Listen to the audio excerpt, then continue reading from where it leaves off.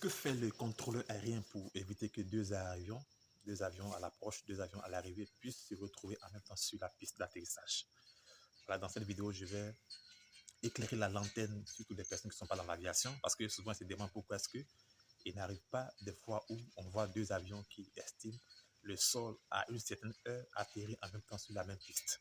Donc déjà, il faut comprendre que c'est le contrôleur aérien qui a la responsabilité de la gestion des vols à l'approche, au départ en survol. Donc là, c'est lui, n'est-ce pas, qui s'arrange à ce que l'avion ne puisse pas, n'est-ce pas, sinon les avions ne puissent pas atterrir en même temps sur la piste d'atterrissage. Et qu'est-ce qu'il fait?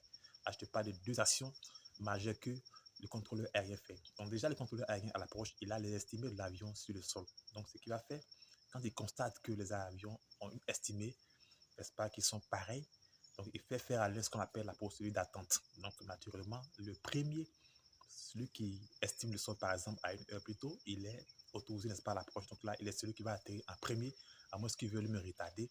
Et ensuite, le second, en fait, ce qu'on appelle une attente. C'est pourquoi ceux qui sont à proximité des aéroports, vous remarquez souvent qu'aux heures de pointe, vous avez l'impression qu'il y a des avions en l'air qui font, n'est-ce pas, des cercles, qui font des, n'est-ce pas, qui font de tout pratiquement au-dessus de l'aéroport, n'est-ce pas, aux abords de l'aéroport. Donc là, c'est dû au fait que l'avion est en attente. Donc là, le contrôleur aérien ne laissera pas deux avions qui estiment le sol au même moment atterrir sans que le second fasse une attente.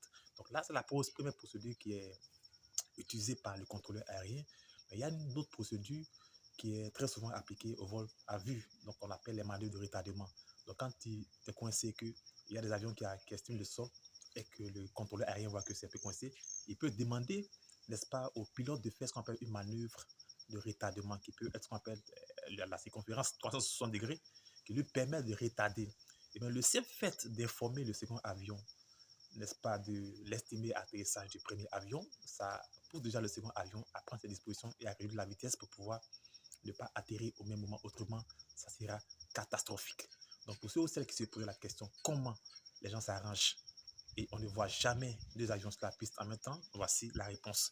Parce que l'une des réponses, il y a beaucoup d'actions qui sont menées, mais voici les actions principales qui sont menées par les contrôleurs aériens pour éviter que les avions atterrissent en même temps sur la piste, ce qui serait vraiment catastrophique.